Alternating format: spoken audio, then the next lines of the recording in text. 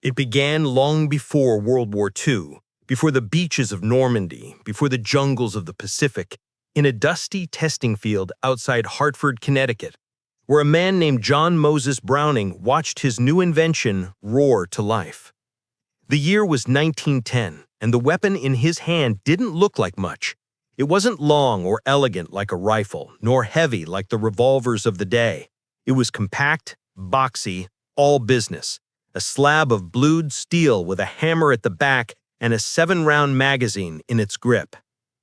When Browning squeezed the trigger, the weapon barked once, bang, then reloaded itself, and again, smooth, flawless, automatic. Within a few seconds, 7 holes appeared on the target 30 feet away, each one tight enough to be covered by a single hand. A few officers watching nearby nodded silently. They were veterans of the Philippine-American War, men who had seen Moro warriors charge through revolver fire and keep coming. They remembered how small-caliber bullets failed to stop them. They needed something else, something that could end a fight in one shot. Browning's pistol, chambered in a new cartridge called the .45 automatic Colt pistol, would do exactly that. By March 29, 1911, after a brutal series of Army trials where Browning's prototype fired 6,000 rounds without a single malfunction, the U.S. military officially adopted it. The name was simple, almost understated. Pistol, Automatic, Caliber .45, M1911. It became an American icon overnight. Through the trenches of World War I, officers, doughboys, and machine gun crews carried it into no man's land. When rifles jammed in the mud, when bayonets broke, the Colt kept firing. Stories spread of soldiers firing point-blank at charging Germans, watching them drop instantly. It was the first pistol in modern warfare that could guarantee a stop. By 1918, the M1911 had earned a reputation that bordered on myth. One officer called it the last word in close combat. Another, more simply, it never lies. When the Great War ended, most armies put their pistols aside, but America kept the Colt. The 1920s and 30s saw Europe move toward smaller, faster cartridges. The sleek 9mm Parabellum, the favored round of Germany's Luger and Walther pistols. They were lighter, higher capacity, and easier to carry. To the Germans, the big American .45 looked outdated, a relic from another era. Too heavy, too slow, too crude. But to the U.S. Army, the pistol's philosophy hadn't changed. Wars might evolve, but men still bled the same way. The .45 ACP round, heavy and subsonic, struck with almost twice the momentum of the German 9mm. It didn't rely on speed, it relied on mass. Each bullet was a sledgehammer disguised as lead. And the gun that fired it was built like a machine meant to last a century. By the late 1930s, the pistol had been slightly refined, a shorter trigger, a curved mainspring housing, better sights. The new model was designated the M1911A1. It was issued to officers, tank crews, paratroopers, and anyone who might find themselves fighting in the kind of places where rifles were useless, inside bunkers, in cities, in the dark. When soldiers first gripped it, they felt the cold weight of history in their hands. The slide locked with a solid metallic clack. The recoil was sharp but manageable. The sound it made, that deep, low bark, was unmistakable. It was the sound of finality. When war came again in 1939, the Colt returned to production without hesitation. Colt's Hartford factory retooled overnight, turning out thousands of pistols a week. Remington Rand, a typewriter company, joined in. So did Ithaca, Union Switch and Signal, and Singer sewing machines, an industrial symphony building an old weapon for a new world. By the time America entered the war after Pearl Harbor, over 2 million M1911s were in production or service. In training camps across the United States, new recruits learned its language. Drill sergeants barked, "2 hands, squeeze, don't pull. If it jams, slap the mag, rack the slide, fire again." For many soldiers, the Colt became more than a sidearm. It was reassurance. It was the last line of defense when everything else failed. As one Marine wrote in his diary in 1942, "My rifle is for fighting. My Colt is for surviving." Meanwhile, across the ocean, German officers viewed the American pistol with amusement. To them, it was an antique, big, slow, and heavy. Their own Walther P-38, sleek and modern, seemed like the weapon of the future. Luger-toting officers joked that the Americans had brought a cowboy's revolver into the age of blitzkrieg. They would soon learn otherwise. In the chaos of the North African desert, where close combat came suddenly and without warning, the Colt would prove its worth again. But in 1942, few yet understood what the pistol was capable of. What looked like an old relic, a simple hunk of steel designed before tanks and airplanes ruled the battlefield, would soon remind the world that simplicity, when perfected, could be deadlier than sophistication. Because at 25 yards, when life and death were measured in seconds and inches, the M1911 didn't need to impress anyone. It only needed to speak once. And when it did, even a German helmet wasn't enough to silence it. The first time the Germans truly met the Colt 45, it wasn't on a firing range or in a captured cache. It was in the blinding sun and choking sand of North Africa, 1942. At Kasserine Pass, America's green troops stumbled headlong into the veterans of the Afrika Korps. The clash was brutal and uneven. The Germans moved like machines, precise, seasoned, relentless. American formations collapsed. Tanks burned. Men scattered through the desert heat. But amid the chaos, in trenches, foxholes, and burned-out half-tracks, the pistol that had been mocked as the cowboy's gun began to speak. A German machine gun team had pinned down a squad from the U.S. 1st Infantry Division. When the gun jammed after a long burst, Corporal James Leach charged forward. His M1 rifle was empty. His bayonet was gone. He drew his M1911A1 from its flap holster, thumbed off the safety, and fired twice. 2 men dropped. The third turned to run, his helmet flashing in the sun. Leach aimed again, fired once more. The .45 caliber slug punched through the back of the helmet, through the man's skull, and out the front. The German fell without a sound.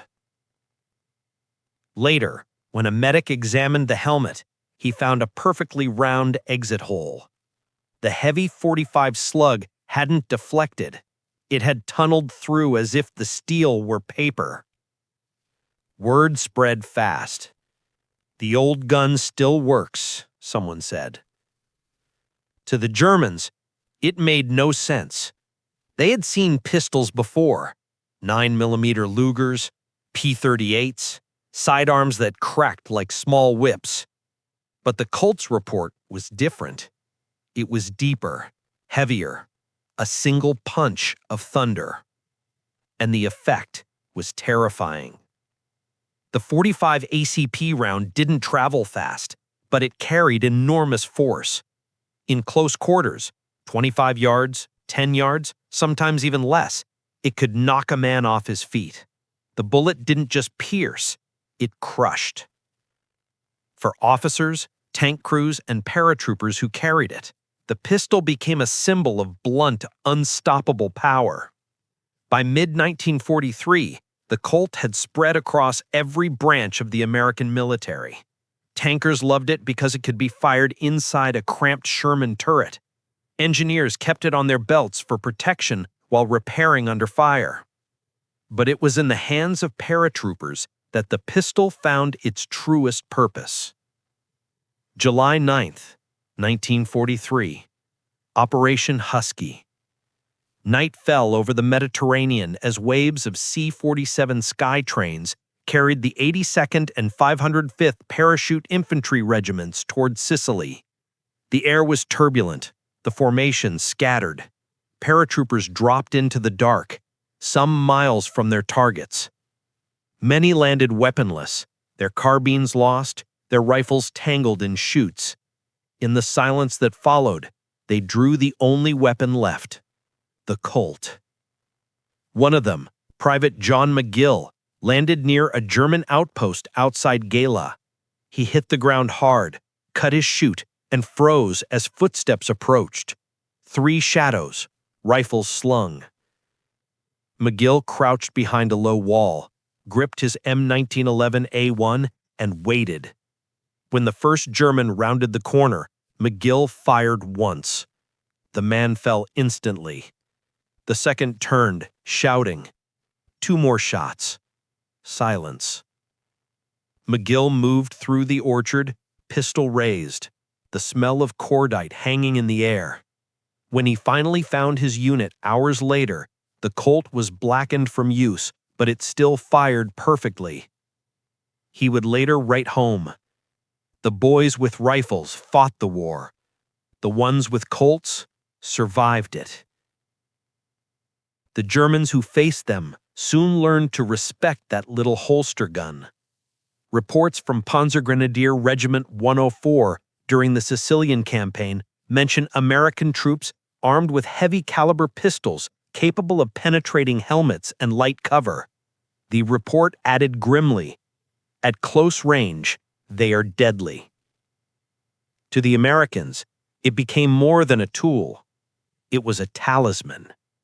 When an infantryman crawled into battle, the Colt on his hip was his last friend. It could be drawn one-handed in the mud, fired upside down, even soaked in seawater and still function. Soldiers trusted it in ways they never trusted anything else mechanical. In field manuals, the Army called it a weapon of last resort. In the field, soldiers called it the equalizer. In Tunisia, a platoon of Rangers used it to clear German bunkers when grenades ran out. They moved room to room, one man firing, one man reloading behind him. The 45 slugs echoed like hammers striking anvils. When the fight was over, one Ranger counted his shots. 35 rounds, 35 kills. He said later, "It wasn't pretty, but it ended fast." The gun's power wasn't just myth. Tests by ordnance officers in 1943 showed that at 25 yards, the 45 ACP full metal jacket round could penetrate both sides of a German Stahlhelm helmet, entry and exit. At 15 yards, it could punch through 2 stacked helmets. No other military sidearm of the war could claim that. A report circulated quietly through the ranks of the 1st Armored Division. When you meet him close, don't pray. Pull the Colt. By the end of the North African campaign, the Germans no longer laughed at the American pistol. They had learned to fear its heavy thump in the dust, the quick, sharp reports echoing through ruined towns. And when the fighting shifted north to Sicily, to the narrow stone streets and courtyards of Italian villages, the Colt became king. In those tight spaces, rifles were clumsy, submachine guns sprayed wildly, but the M1911, steady, reliable, brutal, ruled the corners.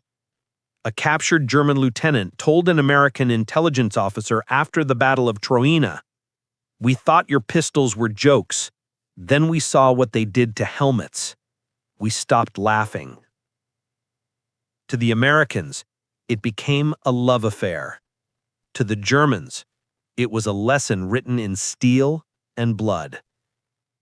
The American pistol had proven itself again 30 years after its birth, unchanged, unbroken, unmatched. As one infantryman wrote on the grip of his Colt with a knife, "Old, but not obsolete." By the time the first American units landed in Italy that autumn, the M1911 had already earned a new reputation. It was no longer just a sidearm. It was the last word in close combat. By the winter of 1943, the mountains of Italy had become a maze of stone and blood. Every hill was a fortress, every street a killing ground. The Germans were fighting a defensive war now, and they turned every village into a trap. Machine guns behind walls, snipers in bell towers, mines under every step. For the men of the U.S. Fifth Army slogging north toward Cassino, rifles felt too long, grenades too clumsy. War had closed its distance. It was now measured in hallways, doorframes, and breaths. And in those spaces, where death waited around corners, there was only one weapon that soldiers trusted: the Colt M1911A1. The town of Cassino was the graveyard of the Italian campaign. What had once been streets and houses was now rubble, smashed flat by artillery and rain. The air stank of smoke and plaster. On one February night, a patrol from the 34th Infantry Division crept through the ruins of a shattered monastery building, searching for a machine gun nest that had been cutting down every advance. The lead scout, Private Leo Ramirez, moved first. His carbine jammed with mud after only one shot. He didn't have time to fix it. He dropped the rifle, drew his Colt, and pressed himself against the wall. When the German opened fire again, Ramirez fired back. 6 rounds, deliberate, each one echoing like a hammer strike in a tomb. When his squad reached him minutes later, the nest was silent. Inside the bunker were 3 Germans, 2 dead instantly, the third slumped against a wall, his helmet pierced clean through front to back. Ramirez reloaded calmly, wiped the pistol with his sleeve, and said, "It still works." The Colt's legend spread through Italy not by orders or manuals, but by whispers. "Keep it clean," they said. "Hold it tight. It'll save your life." Every man knew someone who'd been cornered in a room or trench and lived because of that gun. The M1911's power came not just from its cartridge, but from its design, simple mechanical truth. Even covered in grime, it cycled cleanly. Even when dropped in water, it fired. And when it fired, the .45 ACP bullet didn't just wound, it ended things. One paratrooper from the 82nd Airborne described it best. "You shoot a man with a 9mm, he keeps fighting. You shoot him with a .45, he goes down and rethinks his choices, permanently." By mid-1944, the Colt had crossed the Mediterranean and landed again, this time in France. June 6, 1944, Normandy, D-Day. As paratroopers dropped into the darkness over St. Mary-Église, the M1911 rode in holsters strapped to their chests. For many, it would be the first weapon they reached for on landing. Private First Class Andrew "Red" Mallory of the 101st Airborne landed alone, his Thompson lost in the jump. He crawled into a hedgerow and heard voices, German, close. 2 silhouettes emerged against the starlight. Mallory waited until they were 10 feet away, then drew the Colt and fired twice. The first German fell instantly. The second stumbled, clutching his chest. When the rest of his unit found him at dawn, Mallory was still holding the pistol. He'd fired all 7 rounds. Every one hit. He muttered, "Best gun I ever had," and reloaded. As the Allies pushed inland through Normandy, the hedgerows became a soldier's nightmare, dense, high, and deadly. The Germans used them like walls, ambushing squads at point-blank range. Rifles were useless in those twisting lanes, but the Colt thrived there. Infantrymen fired from the hip, through gaps in the brush. The heavy .45 slugs tore through leaves, wood, and even helmets. German soldiers who had once mocked the pistol now dreaded its bark. In the reports of the 352nd Infantry Division, one captured German corporal wrote, "At short range, their pistols strike like rifles. The bullet is slow but terrible. You hear one shot and see a man fall as if struck by a hammer." Inside French towns, Carentan, Saint-Lô, Cherbourg, the M1911 became the weapon of choice for street fighting. American paratroopers kicked in doors with one hand and fired with the other, clearing rooms where every corner might hide a gun. Its recoil was sharp but predictable, its power absolute. There are countless stories from those days, but one stands above the rest. Sergeant William Tex Corbett, 506th Paratroop Infantry, was pinned down inside a farmhouse outside Carentan. 2 Germans broke through the back door, submachine guns blazing. Corbett ducked behind a stove, drew his Colt, and fired 4 times. When his men rushed in, they found him trembling but alive, both Germans dead, their helmets punched clean through by 45 rounds. The stove had 5 holes in it. Corbett's hands were burned from the barrel. He looked up and said, half smiling, "Guess she still kicks like a mule." The Germans began collecting captured Colts whenever they could, calling them der Dunderhand, the Thunder Hand. Some were even reissued to elite units for close quarters work. It was heavy, yes, but its stopping power was undeniable. Even Waffen-SS reports admitted respect. The American pistol is crude but effective. Its cartridge strikes with great force. It is best to avoid in confined spaces. For American troops, the gun became almost sacred. Tank commanders wore it strapped to their chest. Pilots carried it in shoulder holsters. MPs patrolled liberated towns with it resting on their thigh. One photograph taken in Normandy shows an American medic kneeling beside a wounded soldier, the Colt hanging at his side, muddy, scratched, but still ready. The caption reads simply, "Trust." By the end of the French campaign, the pistol's record spoke for itself. It had fired through helmets, doors, truck panels, and sandbags. It had ended firefights where rifles failed. And in the hands of men like Corbett, Mallory, and Ramirez, it had written its legend not in theory, but in survival. The German officers who had once dismissed it as a relic now called it what it truly was, a killer's tool. Perfect, brutal, unpretentious. In the words of one captured major near Falaise, "The Americans fight like ghosts. You see nothing, then hear one loud pistol, and someone dies." The M1911 wasn't sleek and it wasn't graceful, but in the hell of Italian ruins and French hedgerows, it was unstoppable.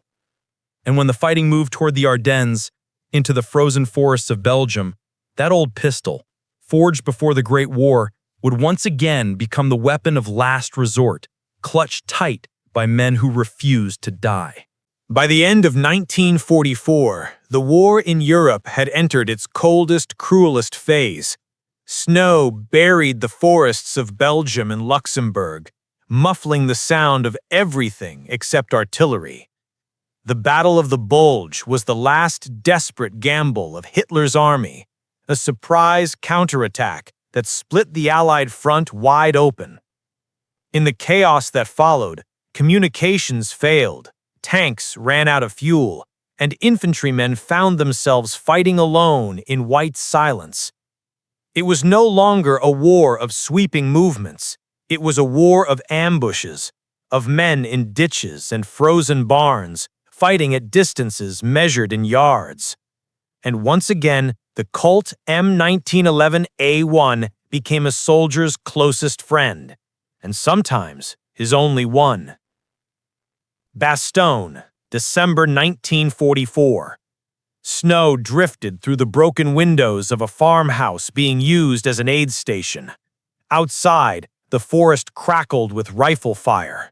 Inside, Sergeant Earl Duncan sat against a wall, his hands shaking from cold and adrenaline. His rifle was empty, the bolt frozen from ice. He heard boots crunch outside the door, German, closing fast. He drew his Colt. The first soldier burst through, shouting. Duncan fired once. The German collapsed, his helmet ringing against the floor. 2 more followed.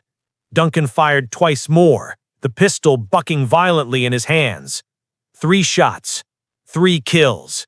The slide locked back, empty. When his squad arrived minutes later, Duncan was still there, reloading slowly, his breath steaming in the cold. Later, he would write in a letter home, "You don't think about how loud it is. You just pull and pray.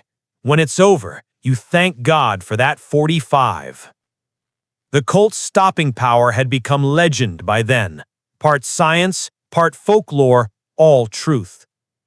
Tests conducted by U.S. ordnance officers that winter confirmed what soldiers already knew. At 25 yards, a .45 ACP round could penetrate a German steel helmet cleanly, leaving a ragged exit hole. At 10 yards, it could pass through 2 helmets stacked together. To infantrymen who fought house to house, that wasn't just impressive, it was survival. Lieutenant Frank Dobson, 101st Airborne, remembered one night raid near Foy. His platoon was clearing a row of barns when a German soldier charged from the darkness with a bayonet fixed. Dobson had no time to raise his rifle. He drew his Colt and fired once. It hit him square in the chest, Dobson said later. He stopped like he'd hit a wall. He looked at the Colt in his gloved hand, steam rising from the barrel, and whispered, "I'll never doubt you again." The weapon's brutal simplicity was what made it invincible. 7 rounds in the magazine, 1 in the chamber. A single action trigger crisp as glass. A recoil so heavy it rocked the wrist, but predictable, controllable. The Colt didn't care about mud, ice, or age. If a man could still feel his fingers, he could make it work. Tankers carried it for when their armor burned. Paratroopers slept with it under their jackets. And in the snow of Bastogne, where ammunition was scarce and visibility worse, the M1911 was the weapon that never froze, never quit, and never lied. Even the enemy began to respect it in their own grim way. A captured German NCO told interrogators, "We always feared the big pistol. It makes a sound like thunder, deep, not sharp. You hear it, and you know someone is finished."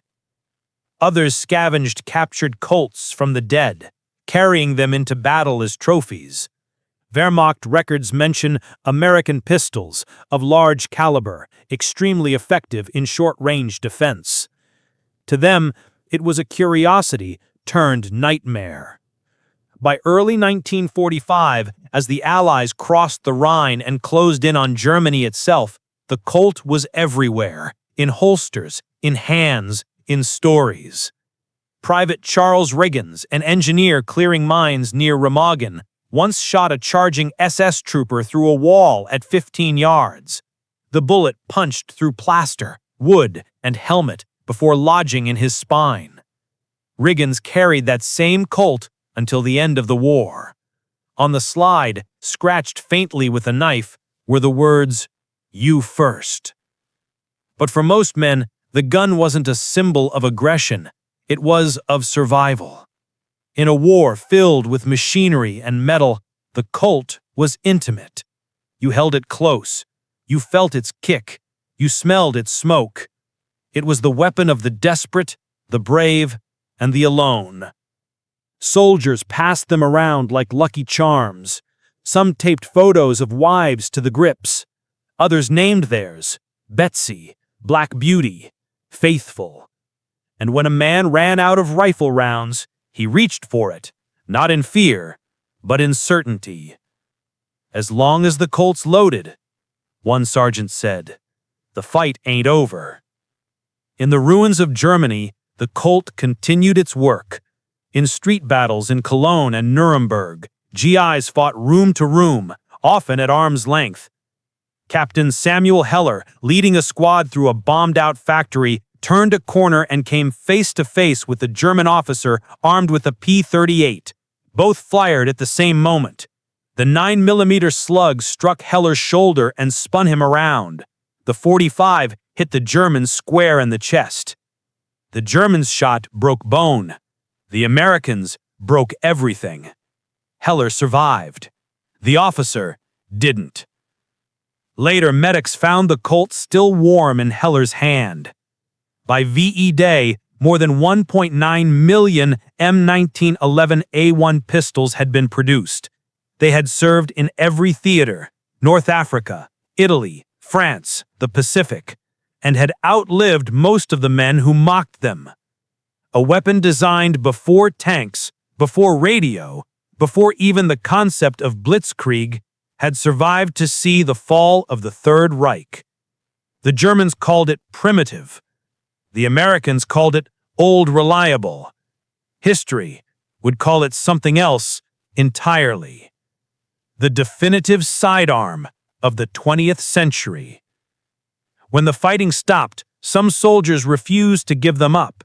They tucked their coats into duffel bags, smuggled them home, oiled them, and placed them on mantles or in drawers. They had carried it through hell, and it had never failed them once.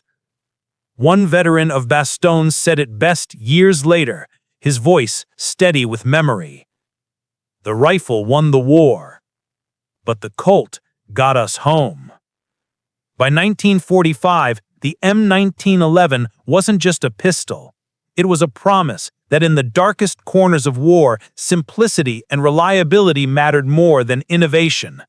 That when you needed to survive, you didn't need more bullets, you just needed the right one. And in that sense, it was more than a weapon. It was a statement of faith, forged in steel, spoken in thunder. When the smoke of war finally cleared in 1945, the world began counting its dead. Cities lay in ruins, nations broken, and armies scattered home to rebuild lives from ashes. But among the souvenirs of victory, helmets, medals, flags, one piece of iron returned to America in the hands of hundreds of thousands of soldiers: the Colt M1911A1. It wasn't the prettiest war trophy, nor the rarest. It was heavy, scratched, and smelled faintly of oil and cordite. But to the men who carried it through hell, it was something sacred, a companion, a guardian, a final answer when every other weapon failed. Veterans didn't tell stories about the Colt the way they did about tanks or airplanes. They spoke of it quietly, almost reverently. Private Leo Ramirez, the man who cleared the bunker at Casino, kept his pistol locked in a wooden chest for 30 years. When his grandson asked why, he opened it once, just once, and said, "Because when I held this, I knew I wasn't going to die that day." In homes and attics across America, thousands of Colts slept beneath folded flags. Some were inscribed with initials, others with names, dates, or the simple word faithful. They weren't weapons anymore. They were memories cast in steel. But the M1911 story didn't end with peace. When the Korean War erupted in 1950, the old warrior was pulled from storage once again. Soldiers carried it up frozen hills and through trenches where temperatures dropped low enough to freeze the oil inside rifles. The Colt didn't care. Its solid steel frame, its simple mechanics, they worked no matter what. In one report from the Chosin Reservoir, a Marine captain wrote, "Every rifle we had was jamming in the cold. The only thing that kept firing was that damn 45. She's older than me and still does her job." It wasn't an exaggeration. In sub-zero weather, when most firearms seized up, the M1911 still cycled flawlessly. The myth had become fact. It was unstoppable. Through the 1950s and 60s, armies around the world adopted new pistols, high-capacity automatics, polymer frames, fancy triggers, but America kept its Colt. Then came Vietnam. In the jungles of Southeast Asia, thick with humidity and rot, the M1911 found itself reborn. Special forces, tunnel rats, and recon teams trusted it completely. For men crawling through the Viet Cong's underground labyrinths, rifles were useless. You needed something small, powerful, and certain. They carried the Colt. A veteran of the tunnel rats, those small, wiry soldiers who cleared enemy tunnels by hand, once described his first firefight underground. Pitch black, hotter than hell. You can't see, can't breathe, you just move slow, finger on the trigger. When something moved in front of me, I fired twice. The 45 lit up the tunnel. He dropped. I didn't think, I just thanked God for the Colt. That sound, that deep, heavy bark, still echoed through jungles half a world away from where it first spoke. The same pistol that had fought in the trenches of France now hunted enemies in Vietnam's shadows, unchanged, unbroken, unchallenged. By the time the United States entered the 1970s, the M1911 had been in service for more than 60 years. It had fought in every major American war of the century. Its silhouette had become iconic: the squared slide, the 7-round magazine, the checkered grips. It was more than a weapon. It was a piece of the American identity, as much a part of the soldier's image as the helmet or the flag on his shoulder.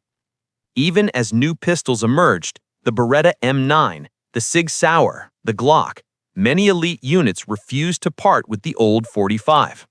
Delta Force, Marine Force Recon, Navy SEALs all continued to use custom-tuned M1911s.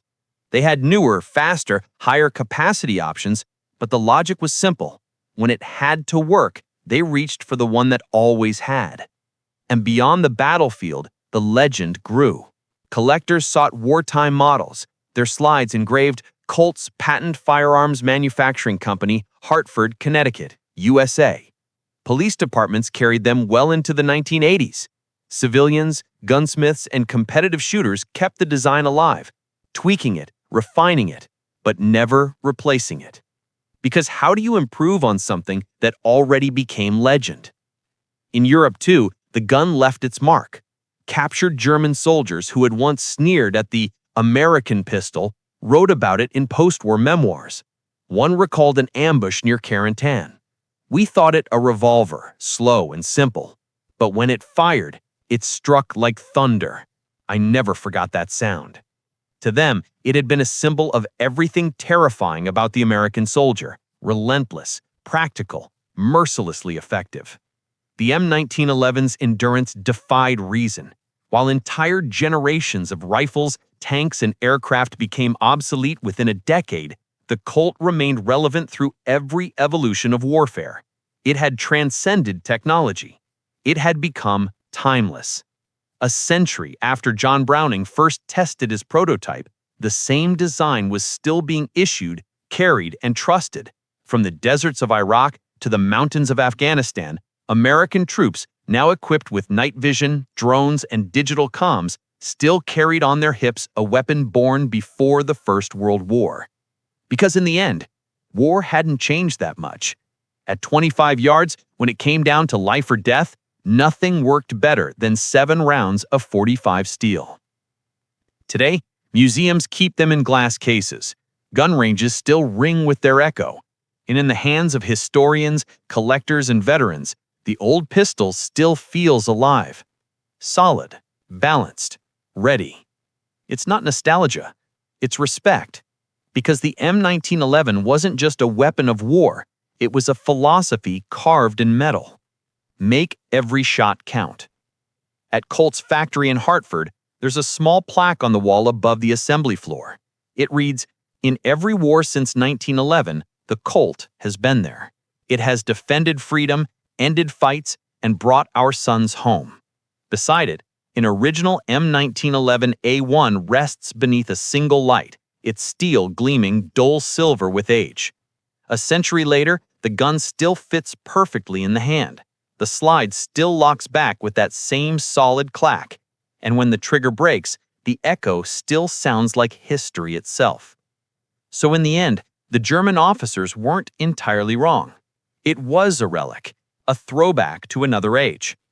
But it was also proof that sometimes perfection doesn't need improvement. It just needs time to prove everyone else wrong. They called it a cowboy's gun, one paratrooper said. But I saw what it did to a steel helmet at 25 yards. You don't laugh at thunder once you've heard it.